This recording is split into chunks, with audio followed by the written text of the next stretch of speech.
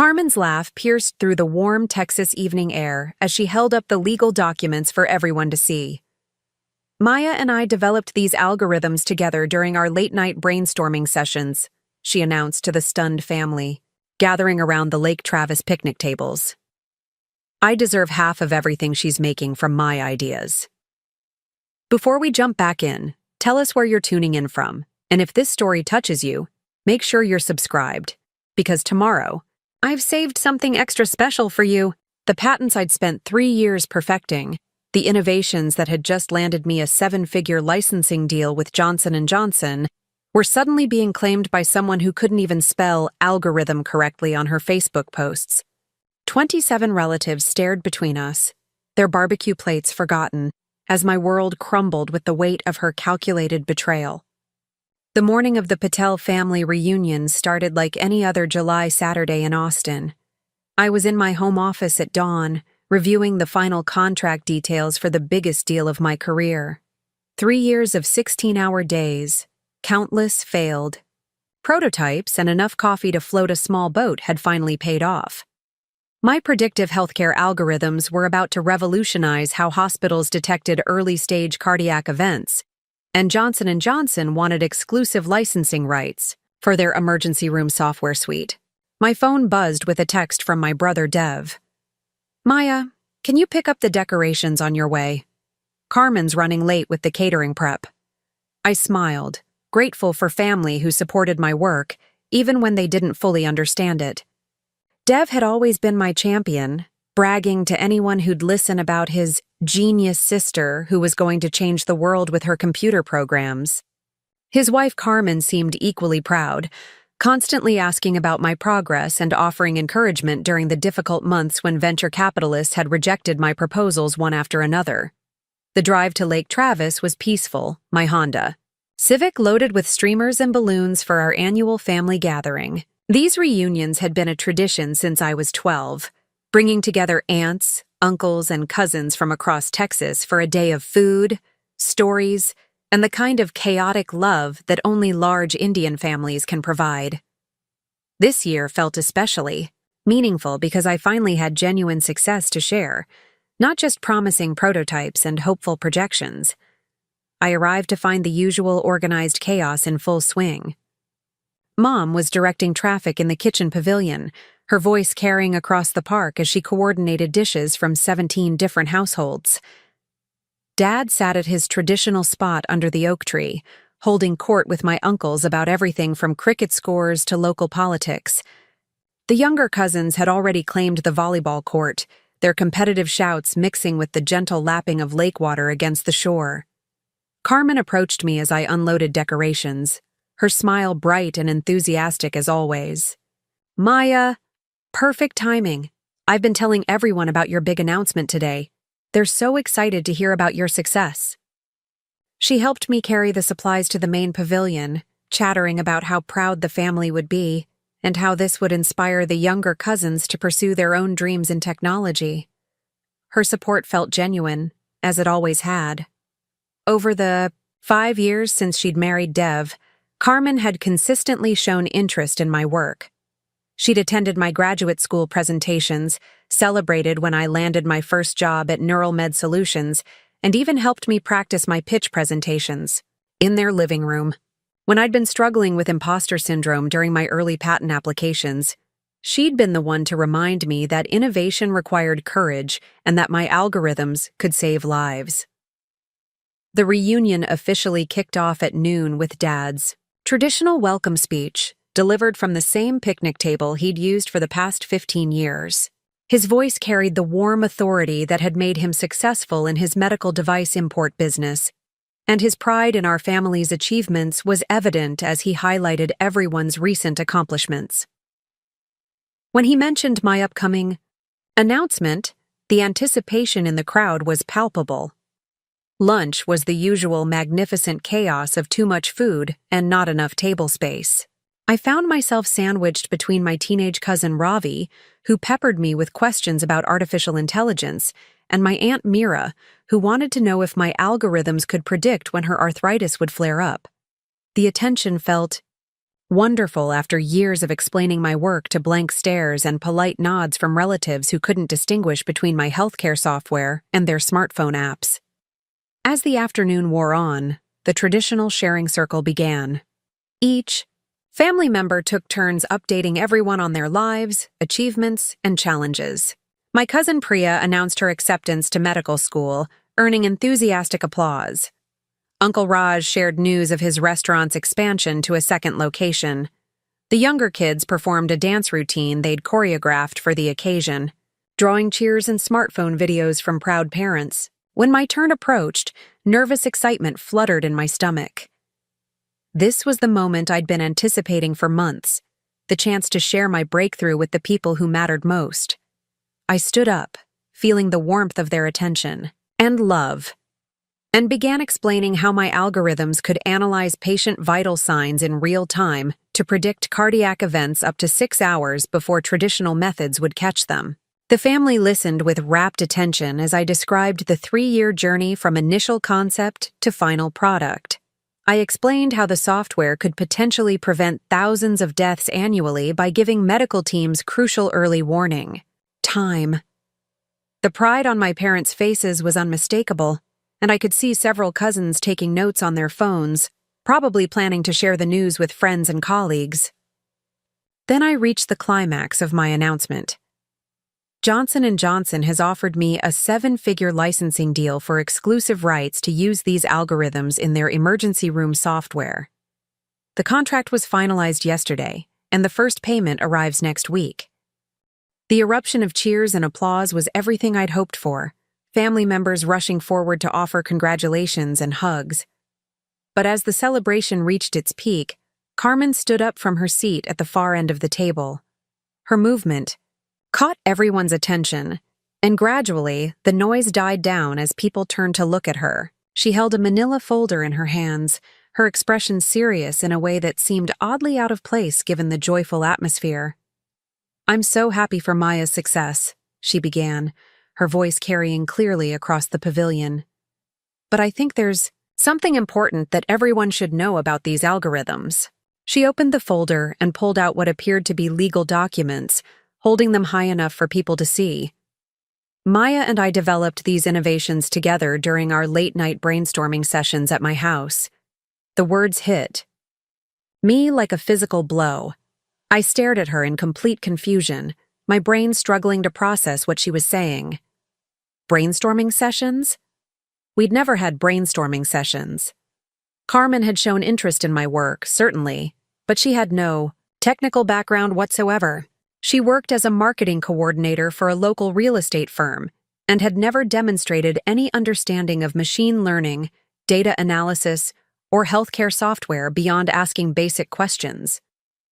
"Carmen, what are you talking about?" I managed to ask, my voice sounding strange and distant to my own ears. The family members around us were looking back and forth between us with growing confusion, their celebration frozen in an uncomfortable tableau. She turned to face me directly, her expression shifting into something I'd never seen before. Gone was the warm, supportive sister-in-law who'd cheered my achievements. In her place stood someone calculating and determined, her eyes hard with what looked like long-suppressed resentment. "Don't play innocent, Maya.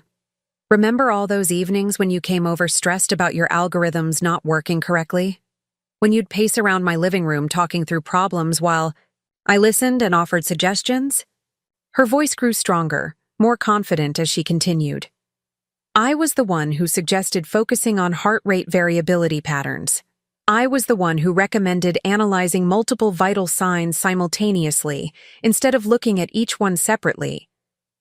The accusations felt surreal, like being trapped in a nightmare where familiar faces spoke impossible words.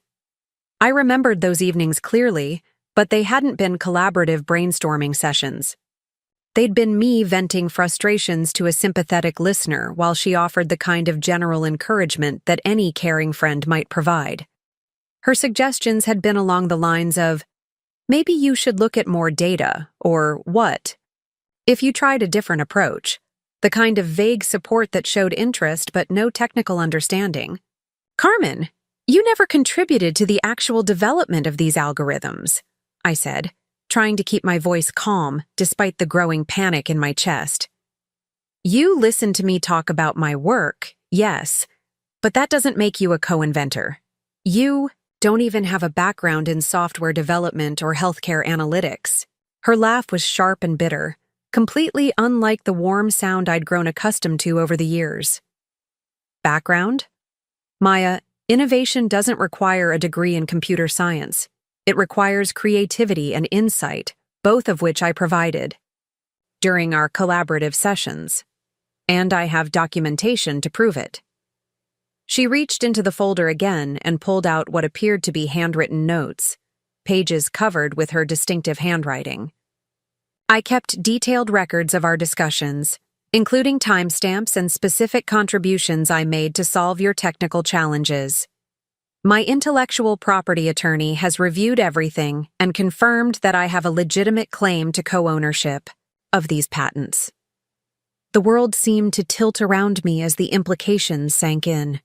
This wasn't a spontaneous accusation born from jealousy or misunderstanding. This was a calculated attack, planned and executed with legal precision. She'd been taking notes during our conversations, not out of genuine interest in my work, but to build a case for stealing credit for my innovations. Dev finally found his voice, standing up with a confused expression. Carmen, what's going on? You've never mentioned being involved in Maya's research before. This is the first time any of us are hearing about this. She turned to her husband with an expression of hurt disappointment. Dev, you know how humble I am about my contributions. I didn't want to overshadow Maya's achievements or make it seem like I was seeking attention. But now that she's about to make millions from our joint work, it's only fair that I receive proper recognition and compensation. Preparing and narrating this story took us a lot of time, so if you are enjoying it, subscribe to our channel. It means a lot to us. Now back to the story. The family members around us were clearly struggling to process what was happening. Aunt Mira looked between us with growing alarm, while Uncle Raj frowned at the legal documents Carmen continued to wave around. The younger cousins had stopped their chatter entirely, sensing the adult tension even if they didn't understand its source.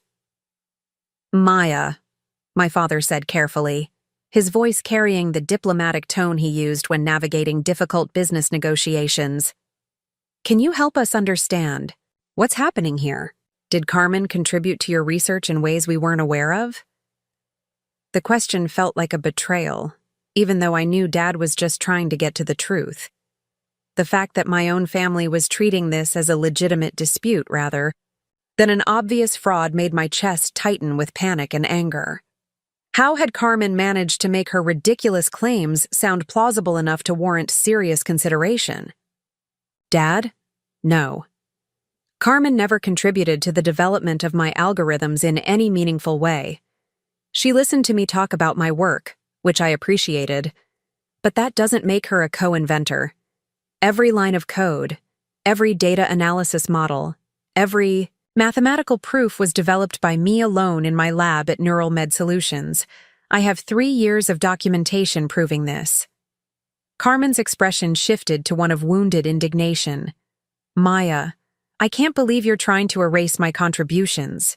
Like this. Yes, you did the technical implementation, but the core insights that made your algorithm successful came from our collaborative discussions. Without my creative input, you would never have achieved this breakthrough. She turned back to address the entire family, her voice taking on the persuasive tone I'd heard her use in her marketing presentations. I know this is shocking to hear, but Maya has always struggled to acknowledge other people's contributions. Remember how she used to take credit for group projects in college? This is the same pattern, just on a much larger scale. The reference to college group projects was particularly cruel because it contained just enough truth to be believable. I had been the type of student who ended up doing most of the work in team assignments, partly because I was a perfectionist, and partly because my classmates often struggled with the technical complexity of our projects. But Carmen was twisting that history to support her narrative of me as someone who habitually stole credit from others. That's completely different and you know it, I protested. But I could see doubt creeping into some faces around the table. Carmen's performance was convincing, helped by the fact that most of my family members had no way to evaluate the technical merits of her claims. Mom approached the table where Carmen had spread out her documents, her expression troubled. Carmen, dear, these are very serious accusations. Are you certain about what you're claiming? This could destroy Maya's career and your relationship with our family. Carmen's eyes softened as she looked at my mother, her voice taking on a tone of reluctant sadness. Priya, I love this family, and I love Maya like a sister. The last thing I want is to cause problems. But I can't stand by and watch her receive millions of dollars for work that we developed together. It's not about the money. It's about principle and fairness. The masterful manipulation in her response was evident to me, but seemed to resonate with several family members. By framing her accusations as reluctant truth-telling rather than opportunistic greed, she was positioning herself as the victim of an uncomfortable situation rather than its orchestrator. Dev looked genuinely torn, his loyalty to his wife conflicting, with his knowledge of his sister's character and work ethic. Maya, I've seen you working on these algorithms for years. I've never seen Carmen involved in the technical development. But she did listen to you talk about your challenges and offer suggestions. Could there be some misunderstanding about the extent of her contributions? Even my brother's tentative support felt like another knife in my chest. The fact that he was entertaining Carmen's claims, even hypothetically, showed how effectively she'd planted seeds of doubt. I realized that my family's lack of technical expertise was working against me. They couldn't distinguish between genuine collaboration and casual conversation because they didn't understand the complexities of software development. Dev, there's no misunderstanding, I said, fighting to keep my voice steady. Carmen never contributed to the actual development of these algorithms. She never wrote code, never analyzed data, never reviewed medical literature, never participated in testing protocols. The suggestions she's referring to were general encouragement, not technical insights. Carmen reached into her folder once more and produced what appeared to be a business card. My intellectual property attorney, James Whitmore, has reviewed all the documentation and is prepared to file a formal claim for co-ownership of Maya's patents. I'd hoped we could resolve this within the family, but Maya's refusal to acknowledge my contributions leaves me no choice but to pursue legal action. The threat of legal action sent a chill through the gathered family members. What had started as a shocking revelation was escalating into a full-blown family crisis with potentially devastating consequences. I could see the calculation behind Carmen's strategy. By threatening legal action in front of the entire family, she was pressuring me to settle rather than face public embarrassment and expensive litigation. "You can't be serious," I whispered, staring at the business card she held out like a weapon. "Carmen, these patents represent 3 years of my life. They're based on research I conducted independently, algorithms I developed through months of trial and error, innovations that exist because of my training and expertise. You can't just claim ownership because you listened to me talk about my work."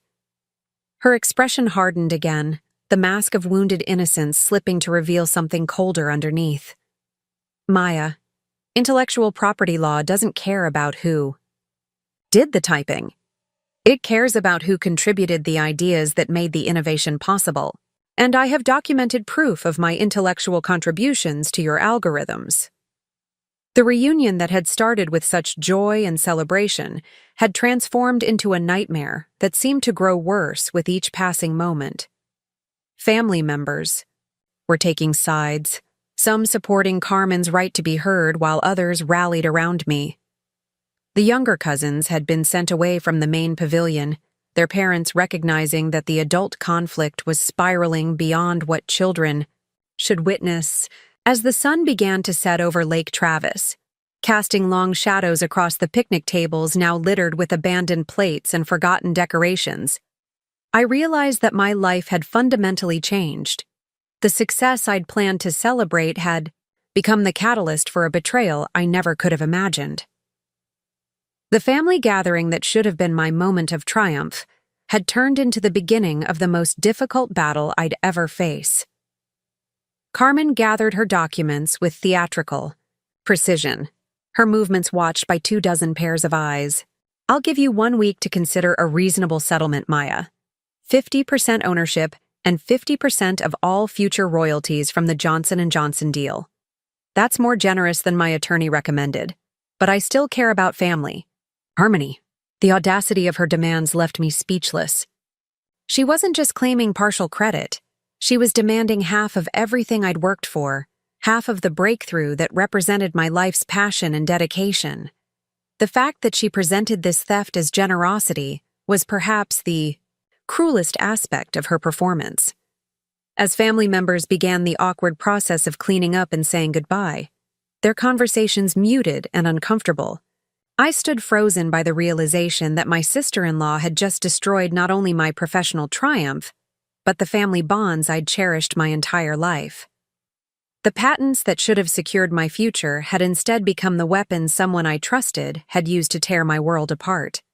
The drive home was a blur of tears and rage, my mind racing through the implications of what had just happened.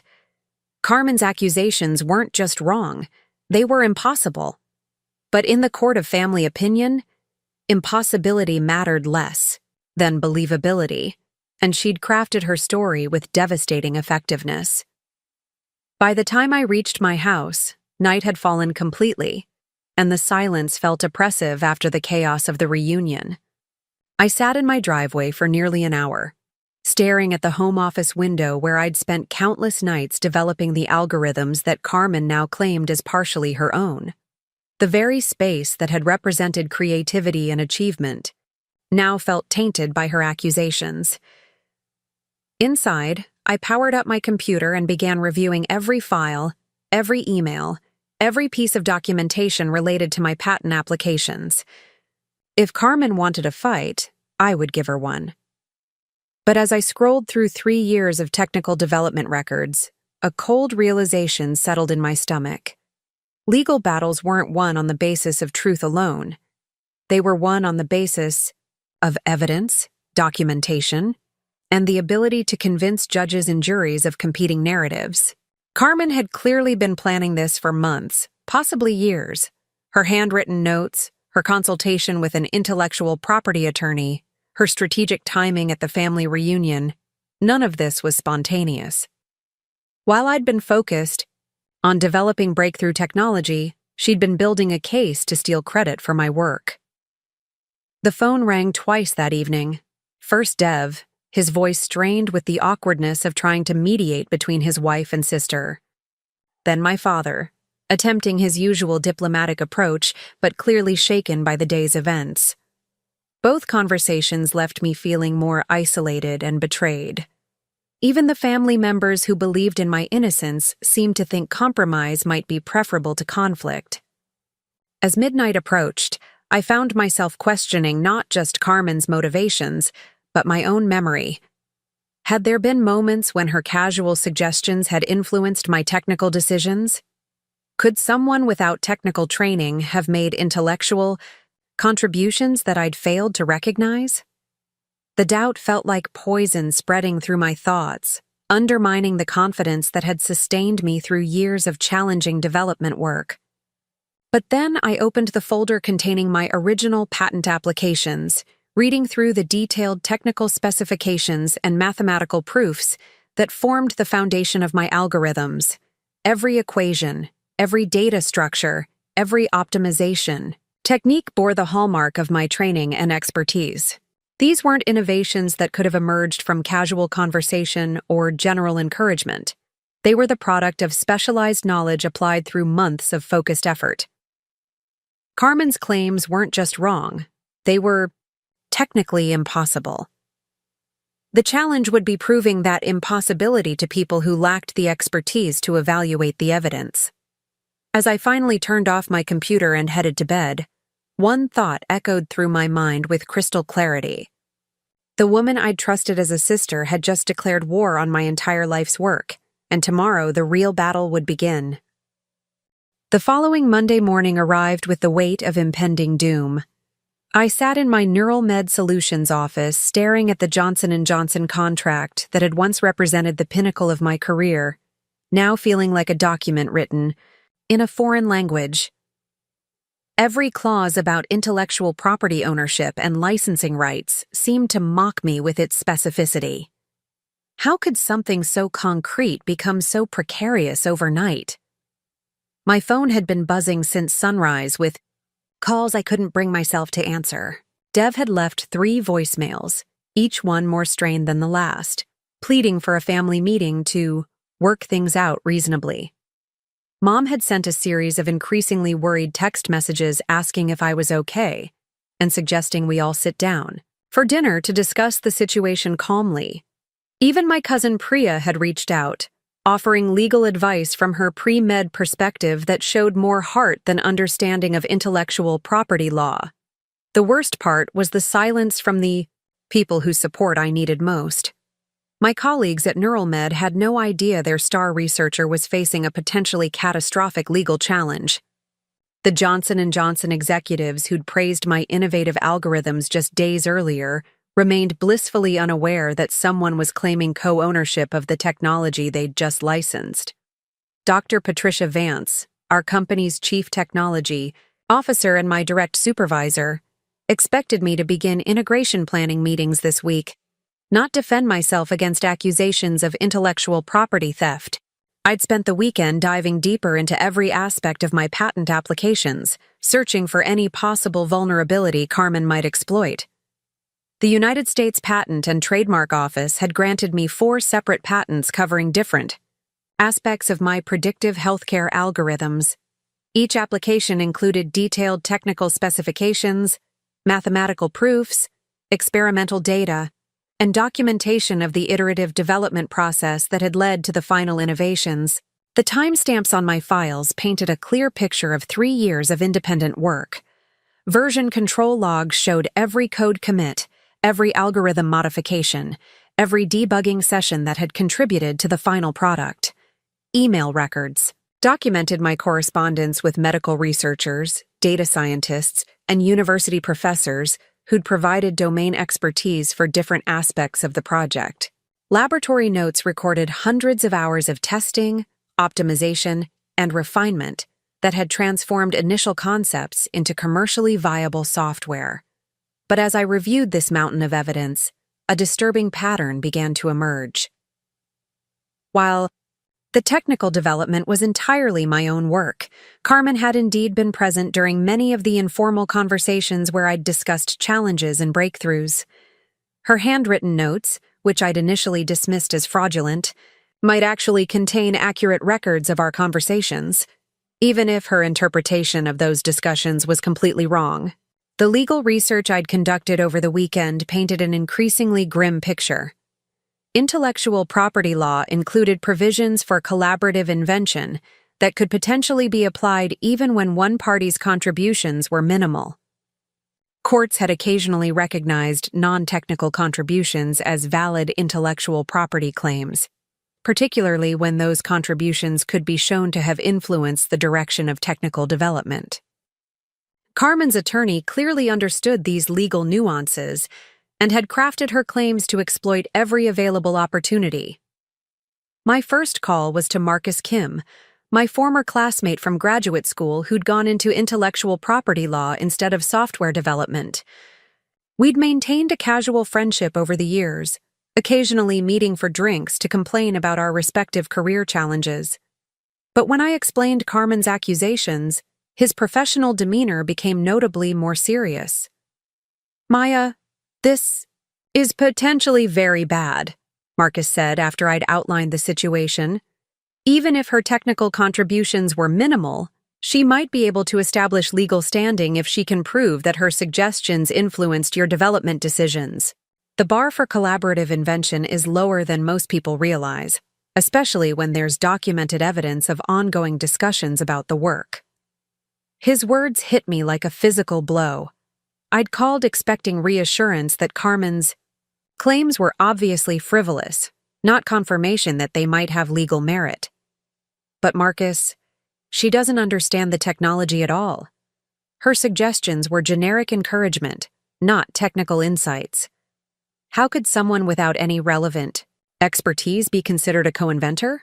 Unfortunately, the law doesn't require co-inventors to have equal technical expertise, he replied, his voice carrying the careful tone lawyers used when delivering bad news.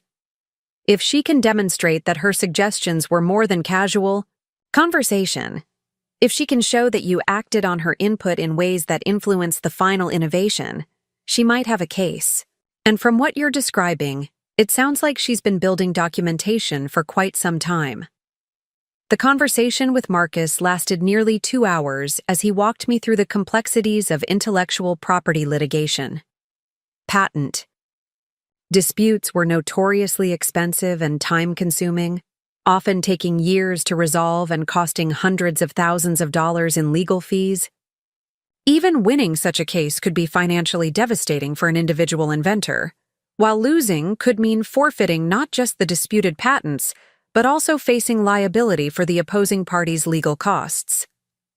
My advice is to take this very seriously, Marcus concluded. You need to hire a specialized intellectual property attorney immediately, and you need to prepare for the possibility that this could affect your Johnson & Johnson deal. Large corporations don't like uncertainty, and they certainly don't want to license technology that's subject to ownership disputes. After ending the call with Marcus, I sat in stunned silence contemplating the magnitude of what Carmen had unleashed. This wasn't just about family drama or hurt feelings. This was about the potential destruction of everything I'd worked to achieve. The algorithms that represented my life's passion could be tied up in legal proceedings for years. The financial security I'd finally achieved could evaporate in legal fees. Worst of all, my reputation in the biotechnology industry could be permanently damaged by allegations of intellectual property theft, regardless of whether those allegations were ultimately proven false. The drive to downtown Austin to meet with intellectual property attorney Theodore Brennan felt like a journey into an alternate reality where my achievements had become weapons to be used against me. Brennan's office occupied the 20th floor of a gleaming high-rise, its conference rooms offering panoramic views of the city where I'd built my career.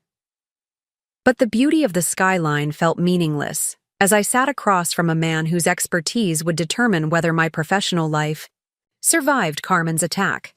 Theodore Brennan was exactly what Central Casting would order for a high-powered intellectual property attorney. Silver-haired, impeccably dressed, and possessed of the kind of calm authority that came from decades of navigating complex legal battles.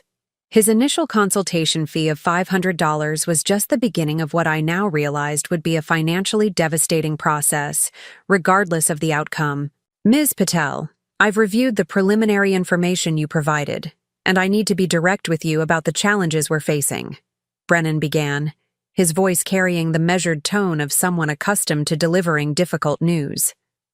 Your sister-in-law's claims are not frivolous from a legal perspective. While they may be factually incorrect, she's structured her accusations in ways that could potentially survive initial legal challenges.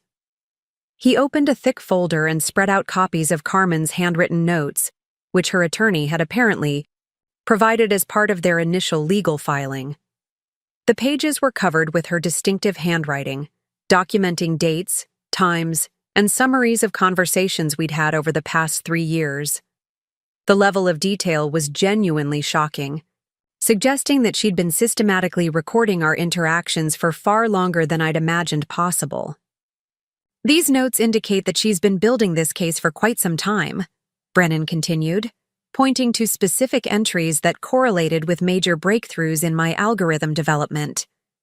She's documented instances where you discussed specific technical challenges with her, and she's claimed credit for suggestions that allegedly influenced your subsequent development decisions. While you and I might know that her contributions were minimal, proving that in court could be extremely difficult. I leaned forward to examine the notes more closely, recognizing conversations I remembered having, but seeing them interpreted through a lens of calculated manipulation. Carmen had indeed listened to me discuss technical challenges, but she'd recorded those conversations in ways that inflated her role from passive listener to active collaborator. Simple questions like, "Have you tried looking at that from a different angle?" were presented as pivotal insights that had redirected my research.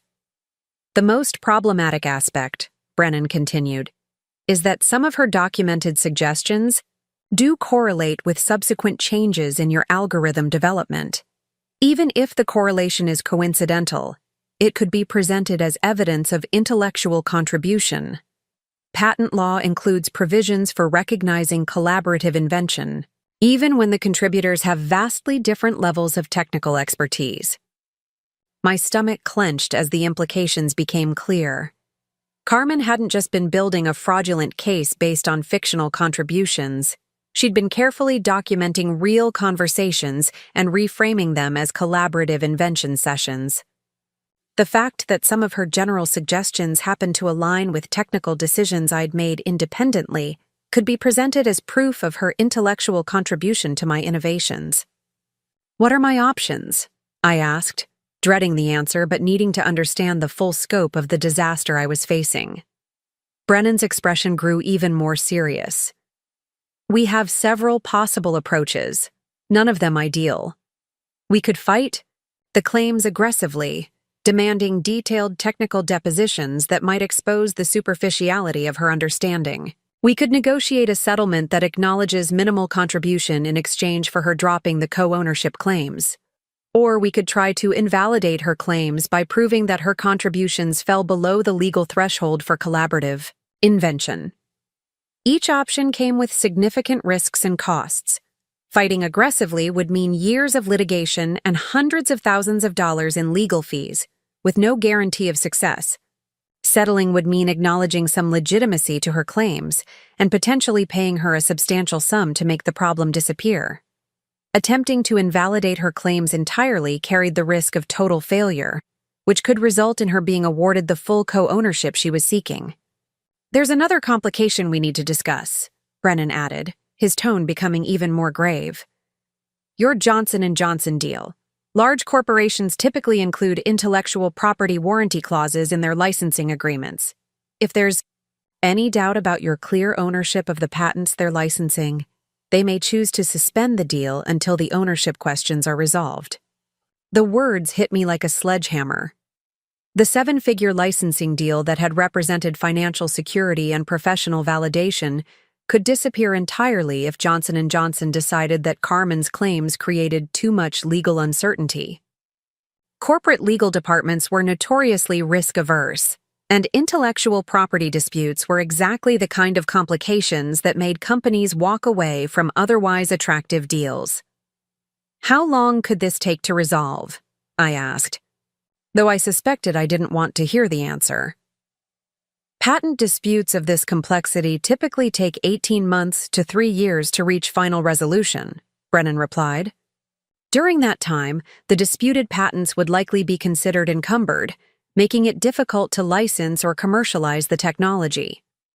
Even if we ultimately prevail, the delay could cost you significant business opportunities and market position." I left Brennan's office feeling like I'd been diagnosed with a terminal illness. The walk back to my car took me through the Austin downtown area, where I'd often celebrated professional milestones, but now every familiar landmark felt tainted by the knowledge that my career was under attack by someone I'd trusted as family. The bright Texas sunshine that had always energized me now felt harsh and unforgiving. The drive back to NeuralMed Solutions gave me time to contemplate the impossible choices I was facing. Fighting Carmen's claims would consume years of my life and potentially hundreds of thousands of dollars, with no guarantee of success. Settling would mean rewarding her calculated betrayal and potentially encouraging similar attacks from other opportunistic individuals. Doing nothing would mean forfeiting patents that represented my life's work and professional identity. Back at my office, I found myself staring at the whiteboard where I'd sketched out the mathematical foundations of my algorithms during late-night brainstorming sessions. Every equation, every data flow diagram, every optimization strategy bore the imprint of my training and expertise. The idea that someone could claim co-ownership of these innovations based on casual conversation felt like a violation of everything I understood about intellectual property and professional ethics. My computer screen displayed the email inbox that had once brought exciting opportunities and collaborative invitations. Now I scanned each message with paranoia, wondering if other colleagues or acquaintances might be documenting our conversations for future legal challenges. The collaborative spirit that had always characterized my approach to research now felt dangerous, a potential source of vulnerabilities that could be exploited by people with hidden agendas. The afternoon brought a call that confirmed my worst fears. Patricia Vance, NeuralMed's chief technology officer, had received a formal legal notice from Carmen's attorney claiming co-ownership of the patents that formed the foundation of our Johnson & Johnson deal. The company's legal department wanted an immediate meeting to discuss the implications for our licensing agreement and my continued employment. Maya, I need you to understand that this puts the company in a very difficult position, Dr. Vance explained when I arrived at her office an hour later. We've built our Johnson & Johnson proposal around algorithms that you developed while employed here, using company resources and facilities. If there's any question about clear ownership of those patents, it could affect not just this deal but our entire intellectual property portfolio. The conversation that followed was professionally cordial but deeply unsettling. NeuralMed Solutions had invested significant resources in supporting my research, from laboratory equipment to computational infrastructure to the salaries of research assistants who'd helped with data collection and analysis. The company had legitimate concerns about protecting their investment and avoiding legal complications that could affect their broader business operations. We're not taking sides in your personal dispute, Dr. Vance continued, but we need assurance that this situation won't compromise our ability to commercialize the technology or expose the company to legal liability. Until the ownership questions are resolved, we may need to suspend active promotion of your algorithms and delay implementation of the Johnson & Johnson deal. The implications were staggering. Not only were my personal patents under attack, but my employment and professional relationships were now threatened by Carmen's accusations. The collaborative research environment that had nurtured my innovations was transforming into a source of legal risk that my colleagues and employers might choose to avoid entirely. That evening, I sat in my home office surrounded by 3 years of technical documentation, legal papers, and the fragments of a professional life that had seemed so secure just days earlier. The algorithms displayed on my computer screen represented thousands of hours of passionate work, but now they felt like evidence in a case where my integrity and expertise were under attack. The phone rang twice during the evening. First, a call from Dev that I let go to voicemail, unwilling to face another awkward conversation about finding middle ground with someone who was trying to steal my life's work.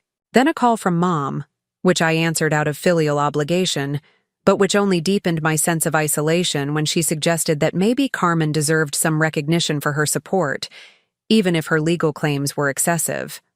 As midnight approached, I found myself drafting and deleting emails to professional contacts, trying to find words to explain a situation that defied rational explanation. How do you tell colleagues that your sister-in-law is claiming co-ownership of your patents? How do you maintain professional relationships when your own family is divided about whether you've stolen credit from someone who helped you succeed?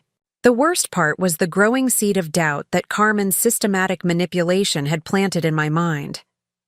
I'd always prided myself on acknowledging the contributions of others, from research collaborators to mentors who'd shaped my thinking. Had I somehow failed to recognize legitimate intellectual contributions that Carmen had made? Was there some middle ground between her fraudulent claims and my absolute denial of her role? But every time I examined the technical details of my algorithms, the doubt evaporated in the face of overwhelming evidence. These innovations weren't the product of casual conversation or general encouragement. They were the result of specialized knowledge, advanced mathematical training, and months of focused technical development that Carmen couldn't possibly have contributed to in any meaningful way.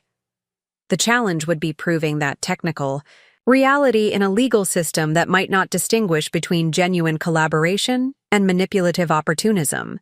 As I finally closed my laptop and prepared for another sleepless night, one thought echoed through my mind with crystalline clarity. The battle for my professional life was just beginning, and the stakes couldn't possibly be higher. The email that changed everything arrived on a Tuesday morning 2 weeks after my world had imploded. I'd been mechanically going through my inbox, deleting condolences from colleagues who'd heard rumors about my legal troubles, when a message from an unfamiliar address caught my attention. The sender was Dr. Vivian Cross, and the subject line read, "Regarding your algorithms and academic integrity." My first instinct was to delete it immediately, assuming it was another legal threat or media inquiry about the patent dispute that had begun making waves in Austin's tight-knit biotechnology community. But something about the formal tone and academic email signature made me pause. Dr. Cross identified herself as a professor emeritus of computer science at Stanford University and former director of the AI Ethics Institute. She'd heard about my situation through professional networks and had a proposition that might interest me. "Ms. Patel, I've been following the intellectual property dispute surrounding your predictive healthcare algorithms with great interest. While I cannot comment on the legal merits of the various claims, I can offer you something that might prove valuable in establishing the technical provenance of your work. I maintain an extensive archive of academic correspondence and collaboration records that spans 4 decades of computer science research. If you're interested in exploring whether this archive might contain relevant information about your case, I would welcome the opportunity to discuss it with you." The message felt like the first ray of sunlight I'd seen in weeks. After endless consultations with lawyers who spoke in probabilities and worst-case scenarios, here was someone offering concrete assistance based on technical expertise rather than legal maneuvering. I called the number in her signature within minutes of reading the email. Dr. Cross's voice carried the authoritative warmth of someone accustomed to mentoring younger researchers through complex challenges. She explained that her interest in my case wasn't purely altruistic. She'd spent the latter part of her career studying cases where legitimate innovators were victimized by intellectual property fraud, and she believed my situation might represent a particularly sophisticated example of such manipulation. "Maya, may I call you Maya? I've reviewed the public filings in your case, and I'm struck by the systematic nature of the documentation your sister-in-law has assembled. This level of calculated record-keeping suggests someone who understood the legal vulnerabilities in collaborative innovation long before they began building their case. It's the kind of sophisticated fraud that's becoming increasingly common as intellectual property becomes more valuable." Her words provided the first external validation I'd received that Carmen's behavior wasn't just ethically wrong, but represented a recognizable pattern of exploitation. Dr. Cross had documented similar cases where non-technical individuals had attempted to claim credit for innovations by carefully documenting casual conversations and reframing them as collaborative invention sessions. "The good news," she continued, "is that these kinds of fraudulent claims often contain internal inconsistencies that can be exposed through careful technical analysis. If you're willing to work with me, I believe we can build a comprehensive record of your independent development process that will make it very difficult for anyone to claim collaborative invention." The meeting with Dr. Cross took place at her emeritus office at Stanford, a book-lined sanctuary that felt like a refuge from the legal chaos that had consumed my life. She was a small woman in her 70s with silver hair and intense eyes that missed nothing, surrounded by decades of research papers and academic correspondence that represented a lifetime of scholarly achievement. "Before we begin, I want you to understand what I'm offering and what I'm not," she said, gesturing for me to sit in one of the comfortable chairs arranged around a small conference table.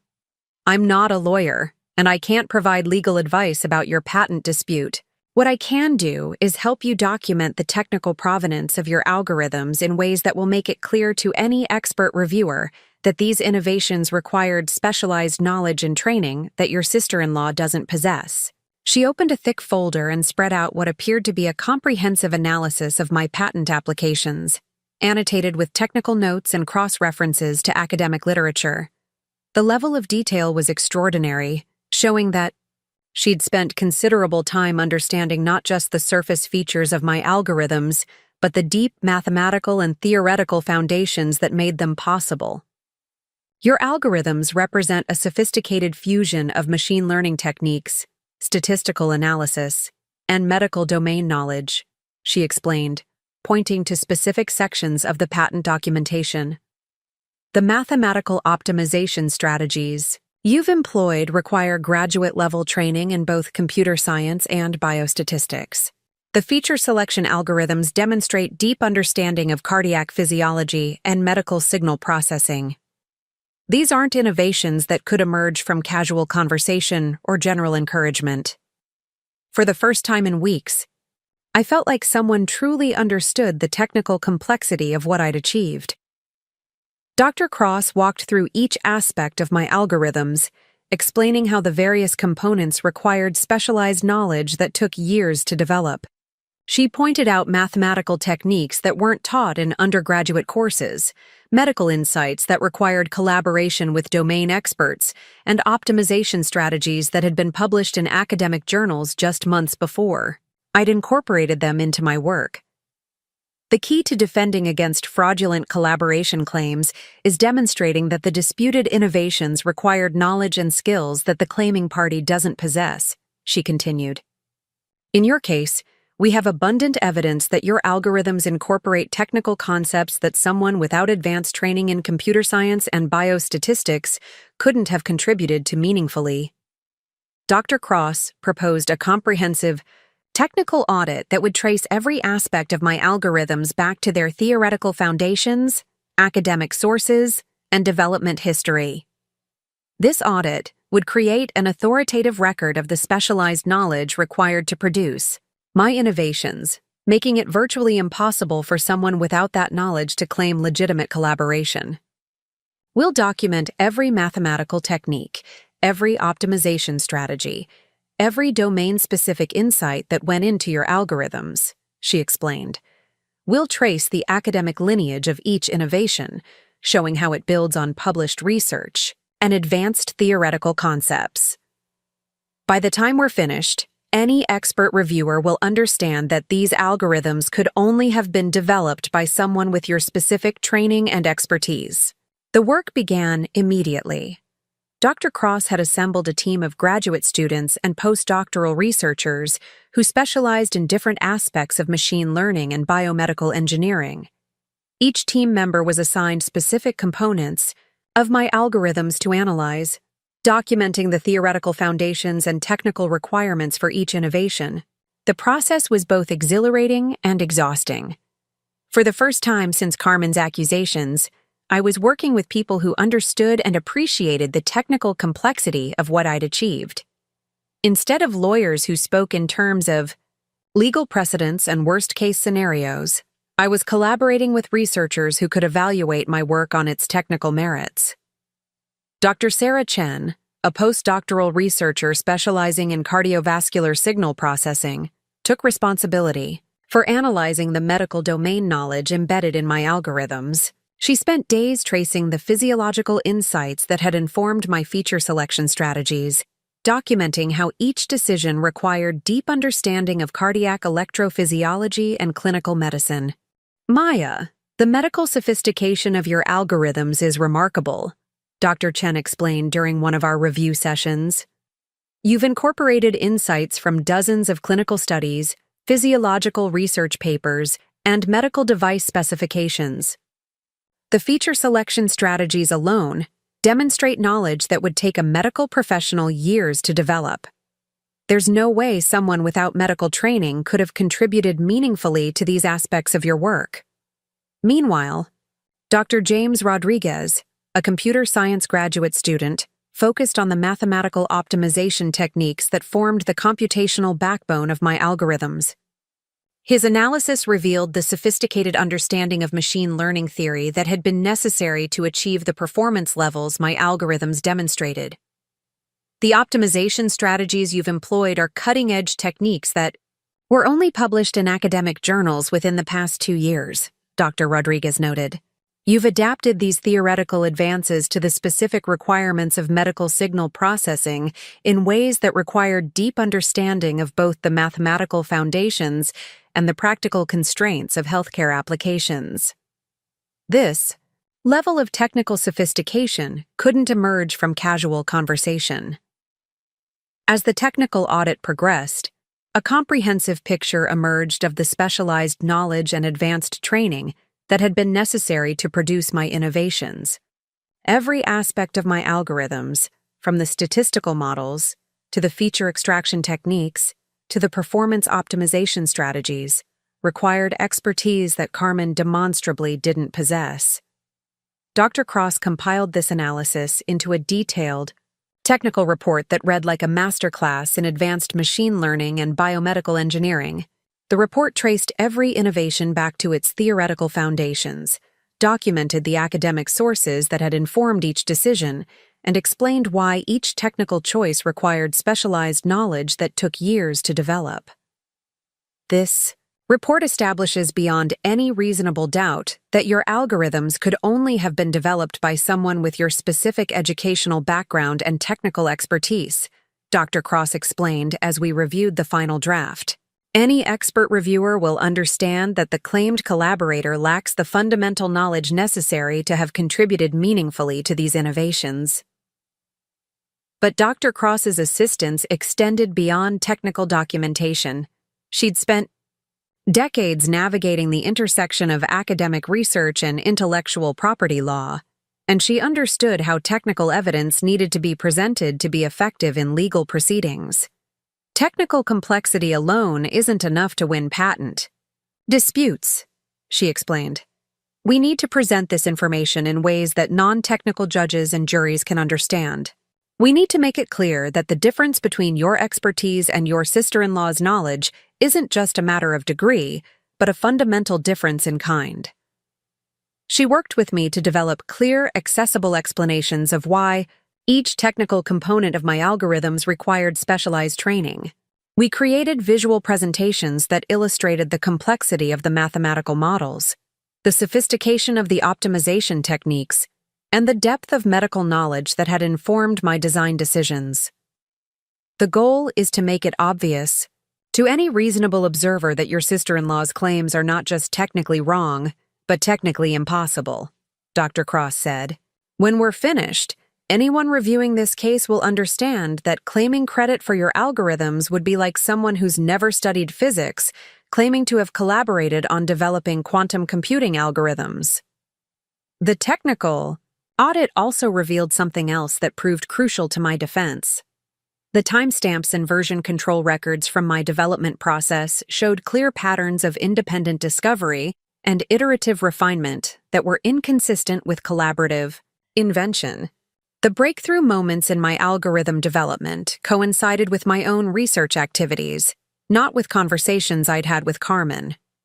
Dr. Cross's team created detailed timelines showing how my algorithms had evolved through hundreds of incremental improvements over 3 years of development. These timelines demonstrated that the major advances in performance and sophistication had occurred during periods when I was working independently in my laboratory, not during social conversations with family members. This developmental timeline is powerful evidence of independent invention, Dr. Cross noted. Collaborative innovations typically show different patterns, with breakthrough moments coinciding with documented collaboration sessions. Your development pattern is consistent with individual research conducted by someone with deep technical expertise, not with collaborative invention involving a non-technical contributor. Perhaps most importantly, Dr. Cross's analysis revealed technical errors in Carmen's documented claims that exposed the fraudulent nature of her accusations.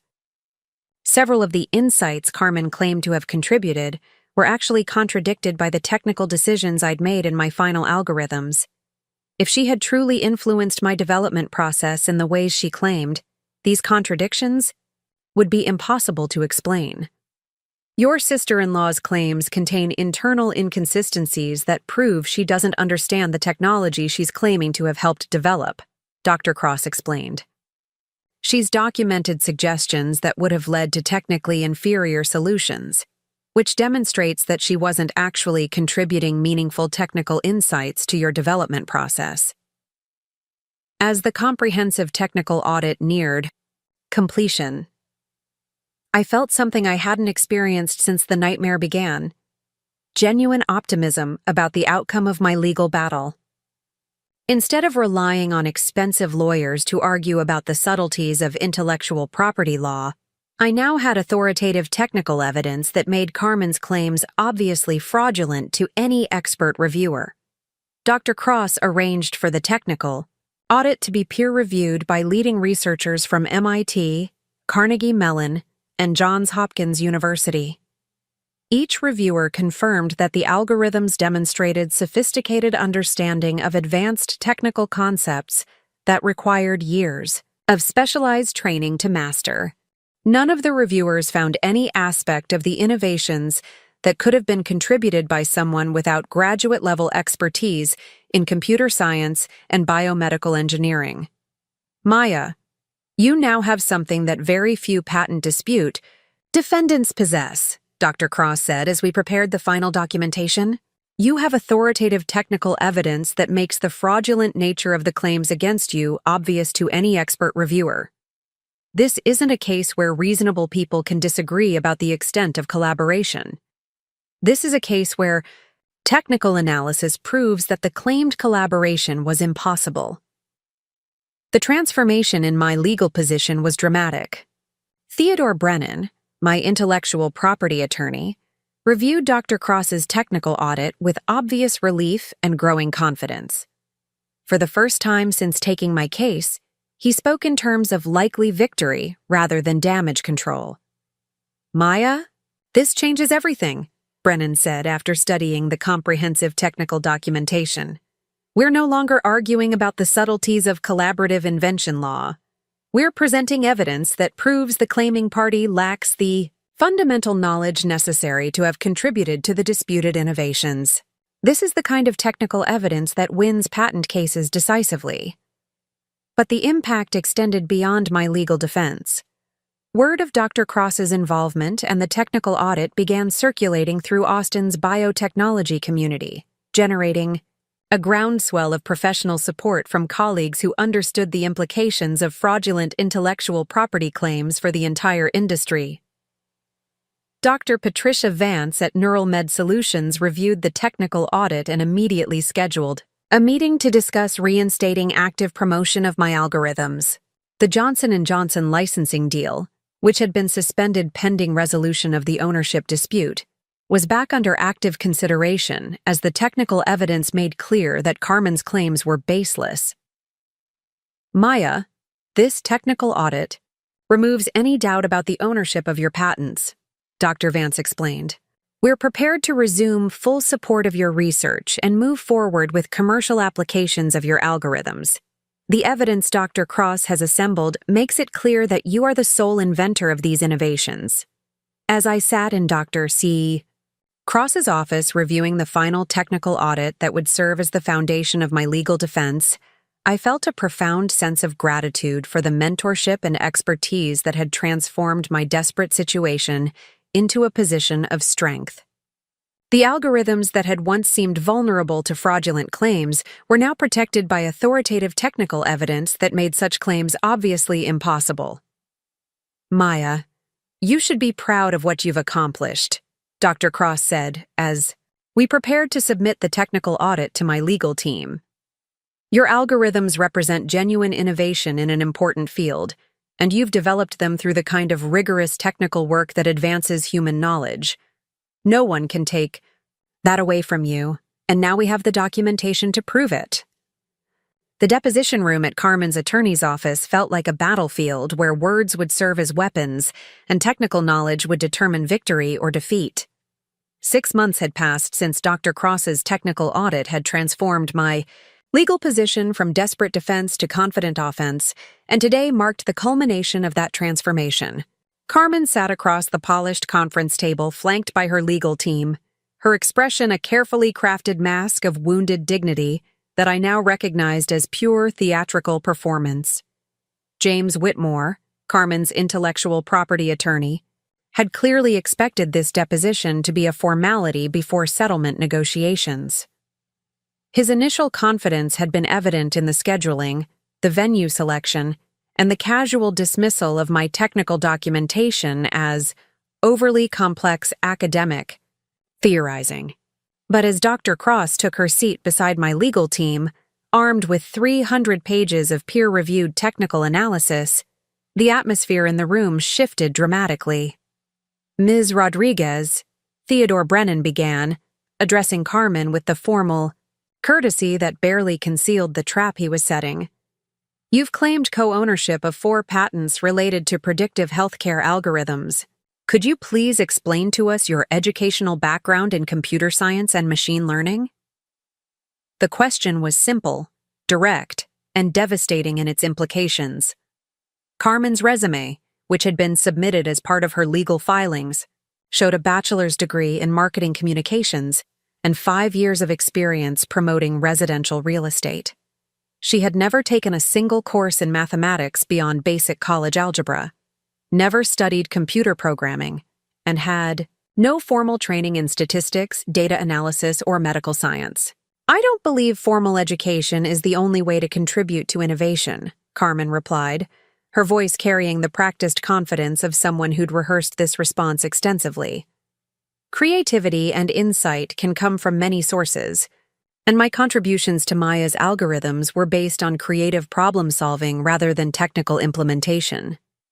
Brennan nodded thoughtfully, as if considering the merits of her argument. I see. And could you explain to us the mathematical basis of the Kalman filtering techniques that form the foundation of the disputed algorithms? The silence that followed stretched for nearly 30 seconds as Carmen glanced desperately between her attorney and the court reporter. Kalman filtering was a fundamental concept in signal processing that any genuine collaborator on my algorithms would understand intuitively. The fact that she couldn't even attempt an explanation revealed the hollowness of her claims more effectively than hours of legal argument. I focused on the conceptual aspects rather than the technical implementation, she finally managed, her composure beginning to crack under the weight of her obvious ignorance. I understand, Brennan continued smoothly. Then perhaps you could walk us through the conceptual framework behind the spectral analysis techniques used in cardiac signal processing? Another devastating silence filled the room. Spectral analysis was so fundamental to my algorithms that anyone who had genuinely collaborated on their development would be able to discuss it in general terms, even without detailed mathematical knowledge. Carmen's inability to respond revealed that she had never understood the basic principles underlying the technology she claimed to have helped create. Dr. Cross leaned forward slightly, her presence adding authoritative weight to the technical examination. Ms. Rodriguez, in your documented notes, you claim to have suggested focusing on heart rate variability patterns. Could you explain what heart rate variability means in the context of cardiac signal analysis? The question was brilliant in its simplicity. Heart rate variability was a basic concept that any high school student could understand with a brief explanation, yet it was fundamental to understanding how my algorithms worked. If Carmen had genuinely contributed to the development of cardiac monitoring software, she would necessarily understand this elementary concept. It's about how the heart rate changes over time, Carmen answered, her response technically correct but so superficial that it revealed her complete lack of deeper understanding. And how does that relate to the frequency domain analysis that forms the basis of Maya's predictive algorithms? Dr. Cross continued, her tone remaining professionally neutral while expertly exposing the gaps in Carmen's knowledge. I'm not sure I understand the question, Carmen admitted, her carefully maintained facade finally beginning to crumble. The deposition continued for 6 grueling hours as Brennan and Dr. Cross systematically demonstrated that Carmen couldn't explain, discuss, or even recognize the fundamental concepts that formed the foundation of my algorithms. Every technical question revealed another layer of ignorance that made her collaboration claims increasingly absurd. She couldn't define basic terms like feature extraction or supervised learning. She couldn't explain the difference between time domain and frequency domain analysis. She had no understanding of statistical significance, confidence intervals, or any of the mathematical concepts that were essential to my work. Most damaging of all, she couldn't explain the specific technical decisions that she claimed to have influenced. When asked why certain filtering parameters had been chosen over alternatives, she had no answer. When pressed about the rationale behind specific algorithm optimizations, she could only repeat vague generalities about looking at things differently. Her complete inability to discuss the technical substance of my innovations made it obvious that she had never contributed meaningfully to their development. The cross-examination of her handwritten notes proved equally devastating. Dr. Cross had prepared a detailed analysis showing that many of Carmen's suggestions were actually inconsistent with the technical decisions I had ultimately made in my algorithms. If she had truly been collaborating on the development process, these contradictions would be impossible to explain. Ms. Rodriguez, in your notes from March 15th, you claim to have suggested using linear regression analysis for pattern recognition, Dr. Cross said, pointing to a specific entry in Carmen's documentation. However, Maya's final algorithms use support vector machines and neural networks for pattern recognition. Can you explain why your suggestion wasn't implemented? Carmen stared at the document as if it were written in a foreign language. I guess Maya decided to go with a different approach, she said weakly. But support vector machines and neural networks are fundamentally different from linear regression, Dr. Cross continued. They're based on completely different mathematical principles and are used for entirely different types of pattern recognition problems.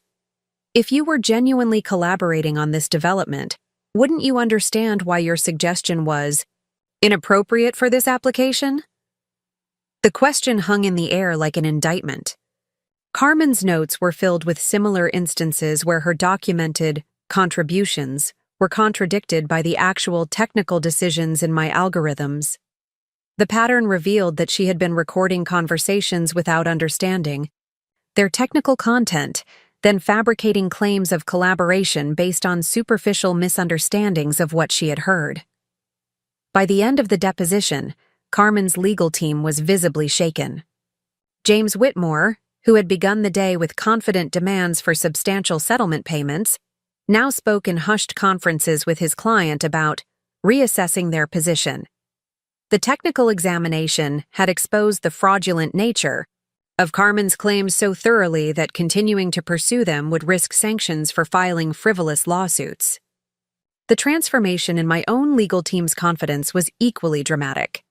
Theodore Brennan, who had spent months preparing for complex battles over collaborative invention law, now spoke about summary judgment motions and potential sanctions against Carmen for filing knowingly false claims. The technical evidence had shifted the case from a difficult intellectual property dispute to a clear-cut instance of attempted fraud. Maya, what we've accomplished today goes far beyond winning this particular case, Dr. Cross explained as we reviewed the deposition transcript later that evening. We've created a template for defending against sophisticated intellectual property fraud. The technical analysis methods we've developed can be applied to similar cases throughout the biotechnology industry. Her words proved prophetic in ways I couldn't have anticipated. Within weeks of the deposition, other biotechnology researchers began reaching out for assistance with their own intellectual property disputes. The comprehensive technical audit that Dr. Cross had developed for my case became a model for defending legitimate innovators against fraudulent collaboration claims. Dr. Michael Zhang, a biomedical engineer at Rice University, contacted me after reading about my case in the trade press. He was facing similar accusations from a former colleague who claimed credit for algorithms that Dr. Zhang had developed independently. Using the methodology that Dr. Cross had pioneered, we were able to create a technical audit that quickly exposed the fraudulent nature of the claims against him. Maya, your case has changed how we think about protecting intellectual property in collaborative research environments, Dr. Zhang explained during one of our consulting sessions. The technical audit approach provides a level of protection that traditional legal strategies couldn't achieve. The success of Dr. Cross's methodology led to invitations to speak at intellectual property conferences and biotechnology industry meetings. I found myself becoming an advocate for technical approaches to intellectual property protection, sharing the lessons learned from my experience with Carmen's fraudulent claims. The presentation I gave at the Austin Biotechnology Summit drew an audience of over 300 researchers, entrepreneurs, and intellectual property attorneys. The response was overwhelming, with dozens of attendees approaching me afterward to discuss similar challenges they were facing, or to request assistance with their own intellectual property disputes. The biotechnology industry is particularly vulnerable to intellectual property fraud because our innovations often emerge from collaborative research environments, I explained to the audience. Traditional legal approaches focus on documentation and witnesses, but technical analysis can provide definitive proof of who actually contributed to complex innovations. The consulting practice that emerged from these speaking engagements provided not just additional income but a sense of purpose that went beyond my individual case. By helping other researchers defend their innovations against fraudulent claims, I was contributing to the integrity of the entire biotechnology industry. Dr. Sarah Chen, the postdoctoral researcher who had contributed to my technical audit, joined me as a partner in this consulting work. Her expertise in biomedical signal processing complemented my background in machine learning, allowing us to assist researchers across a broad range of biotechnology applications. Maya, we're not just helping individual researchers, Dr. Chen observed during one of our strategy sessions. We're establishing precedents that will make it much more difficult for opportunistic individuals to exploit the collaborative nature of scientific research. The impact on my relationship with NeuralMed Solutions was equally transformative. Dr. Patricia Vance, who had been cautiously supportive during the worst phases of my legal battle, now became an enthusiastic champion of both my research and my consulting activities. Maya, your experience has made you uniquely valuable to our company and our industry, she explained during my annual performance review. You've developed expertise in intellectual property protection that goes far beyond technical innovation. We want to formalize your role as our Director of Intellectual Property Strategy. The promotion came with a substantial salary increase and the resources to build a comprehensive intellectual property protection program for NeuralMed Solutions. Instead of simply defending against fraudulent claims after they arose, we would proactively document our research processes in ways that would make such claims impossible to sustain. The program I developed became a model for other biotechnology companies throughout the Austin area. We created detailed technical audits for every significant innovation, maintained comprehensive documentation of our research processes, and trained our researchers to recognize and prevent the kind of vulnerabilities that had made me susceptible to Carmen's attack. Maya's intellectual property protection program has become an industry standard, noted Dr. Robert Martinez, the chief technology officer at a competing biotechnology firm, during a panel discussion at a trade conference. Companies throughout Texas are adopting similar approaches to protect their innovations and their researchers. The Johnson & Johnson licensing deal, which had been suspended during the worst phases of my legal battle, was not only reinstated, but expanded significantly. The pharmaceutical giant was so impressed with the technical audit and intellectual property protection measures we had developed that they wanted to license not just my original algorithms, but also the enhanced versions I had created during the research process. Maya, your algorithms represent exactly the kind of innovation that Johnson & Johnson wants to support, explained Dr. Lisa Wang, the executive director of the company's digital health initiatives. But equally important is the intellectual property protection framework you've developed. We want to implement similar approaches throughout our own research and development programs. The expanded licensing deal provided financial security that went far beyond what I had originally anticipated. More importantly, it validated the broader impact of the work I had done to defend against Carmen's fraudulent claims. The technical analysis methods that had been developed to expose her fraud were now being recognized as valuable innovations in their own right. The academic community also took notice of the precedent we had established. Dr. Cross received invitations to present our methodology at computer science conferences and intellectual property symposiums. The technical audit approach was published in several peer-reviewed journals, creating a permanent record of the methods that could be used to defend against similar fraudulent claims. Maya and Dr. Cross have contributed something genuinely important to the intersection of technology and law, noted Professor Janet Harrison, a leading expert in intellectual property law at Harvard University. Their work demonstrates how technical analysis can provide definitive resolution to intellectual property disputes that might otherwise consume years of expensive litigation. The recognition from the academic community led to an unexpected opportunity. Stanford University offered me a visiting researcher position that would allow me to continue my biotechnology work while also developing the intellectual property protection methodology further. The position came with access to world-class research facilities and collaboration with leading experts in both computer science and intellectual property law. Maya, your experience has given you insights that could benefit researchers throughout the academic community, explained Dr. Cross as we discussed the Stanford opportunity. You've learned how to protect innovation in ways that most researchers never have to consider. That knowledge could help prevent other researchers from facing the kind of attack you survived. The decision to accept the Stanford position was made easier by the knowledge that my original research would continue to generate income through the Johnson & Johnson licensing deal and the consulting practice I had established. For the first time since starting my career, I had the financial independence to pursue opportunities based on their intellectual merit rather than their immediate economic necessity. As I prepared to transition to Stanford, I reflected on the transformation that had occurred since Carmen's attack at the family reunion. What had begun as a devastating betrayal had evolved into an opportunity to contribute to the protection of intellectual property throughout the biotechnology industry. The technical skills that had made me vulnerable to fraudulent claims had ultimately provided the foundation for innovations that would help other researchers avoid similar attacks.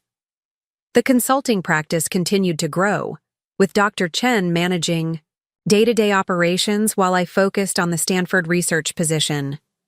We had successfully defended intellectual property for dozens of biotechnology researchers, creating a track record that was attracting attention from venture capital firms and major pharmaceutical companies. Maya, what you've built here goes far beyond individual casework, Dr. Chen observed as we reviewed our latest consulting contracts. We're establishing intellectual property protection as a specialized field within biotechnology consulting. This could become a significant industry in its own right. The irony was not lost on me that Carmen's attempt to steal credit for my innovations had ultimately led to the development of new innovations that were generating their own intellectual property portfolio. The methods we had developed for technical auditing and intellectual property protection were themselves eligible for patent protection, creating a new revenue stream that was entirely separate from my original healthcare algorithms. As I packed my office at Neural Med Solutions for the move to Stanford, I came across the original patent applications that had started this entire journey. The documents that had once seemed so vulnerable to Carmen's fraudulent claims now appeared as the foundation for a much larger body of work that was contributing to the integrity of biotechnology research throughout the industry. The transformation was complete. Carmen's calculated attack had not only failed to destroy my career, but had catalyzed innovations that were more valuable and more impactful than my original algorithms alone could have been. The victim of intellectual property fraud had become a leading expert in intellectual property protection, turning the weapons used against me into tools for defending other researchers facing similar attacks. The courthouse steps felt different beneath my feet this time. 18 months had passed since Carmen's accusations had turned my life upside down, and now I was returning not as a desperate defendant, but as someone who had transformed an attack into an opportunity. The final hearing was scheduled for 10 o'clock, but I arrived early to savor the moment and reflect on the journey that had brought me here.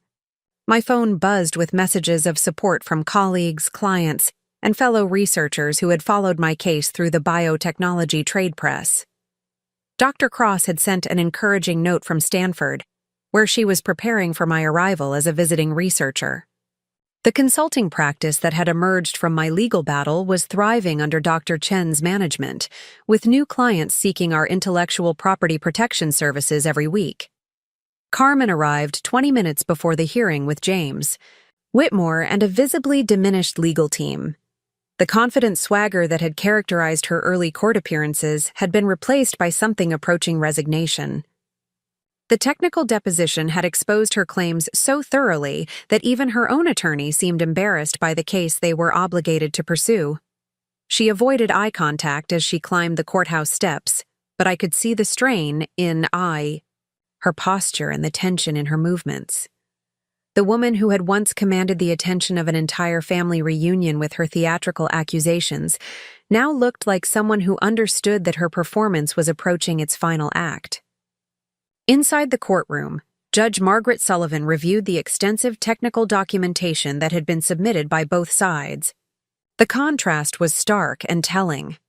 My legal team had presented 300 pages of peer-reviewed technical analysis, expert testimonies from leading researchers at major universities, and comprehensive documentation of my independent development process. Carmen's side had submitted her handwritten notes, general statements of support from non-technical acquaintances, and increasingly desperate legal arguments about the broad interpretation of collaborative invention. "Ms. Rodriguez," Judge Sullivan began, her voice carrying the authority of someone who had reviewed thousands of intellectual property disputes. "Your claims of co-ownership are based primarily on documented conversations with Ms. Patel about her research challenges. However, the technical analysis submitted by the defendant demonstrates that the disputed algorithms require specialized knowledge in computer science, statistics, and biomedical engineering. Can you explain how someone without formal training in these fields could have contributed meaningfully to innovations that require such specialized expertise?" The question cut to the heart of what had always been the fundamental weakness in Carmen's case. Intellectual property law recognized collaborative invention, but it required that all parties actually contribute intellectual content that influenced the final innovation. Carmen's inability to understand even basic concepts underlying my algorithms made it impossible for her to have contributed anything more than general encouragement. "Your Honor," James Whitmore responded, "creativity and innovation can emerge from many sources. My client's contributions were conceptual rather than technical, but they were nonetheless essential to the development of these algorithms." Judge Sullivan's expression suggested she found this argument unconvincing. "Mr. Whitmore, the technical analysis shows that the conceptual frameworks underlying these algorithms are based on advanced mathematical theories and medical knowledge that require years of specialized training to understand. How could someone without that background contribute meaningfully to conceptual development in these areas?" The question hung in the courtroom air like an indictment. Carmen's claims had always been vulnerable to this fundamental logical challenge, but the comprehensive technical audit had made the challenge impossible to avoid or deflect. "Furthermore," Judge Sullivan continued, "the deposition testimony reveals that Ms. Rodriguez cannot explain even basic concepts underlying the disputed technology. She cannot define fundamental terms used in the patent applications. She cannot discuss the rationale behind specific technical decisions. She demonstrates no understanding of the theoretical foundations that make these algorithms possible. These facts are inconsistent with claims of meaningful intellectual contribution." Theodore Brennan rose to address the court, his confidence evident in his posture and tone. Your Honor, the technical evidence conclusively demonstrates that Ms. Rodriguez's claims are not just legally insufficient, but factually impossible. The innovations in question could only have been developed by someone with Ms. Patel's specific educational background and technical expertise. The claiming party lacks the fundamental knowledge necessary to have contributed to these algorithms in any meaningful way. He gestured toward the extensive technical documentation that filled several boxes on the plaintiff's table. We have peer reviews from experts at MIT, Stanford, Carnegie Mellon, and Johns Hopkins University, all confirming that these algorithms demonstrate sophisticated understanding of advanced concepts that require graduate-level training in multiple technical disciplines. We have comprehensive analysis showing that many of Ms. Rodriguez's documented suggestions were actually inconsistent with the technical decisions implemented in the final algorithms. We have development timelines showing that breakthrough moments in algorithm performance coincided with Ms. Patel's independent research activities, not with any documented conversations with the claiming party. Judge Sullivan nodded as she reviewed key passages from the technical audit. The evidence presented by the defendant is indeed comprehensive and compelling.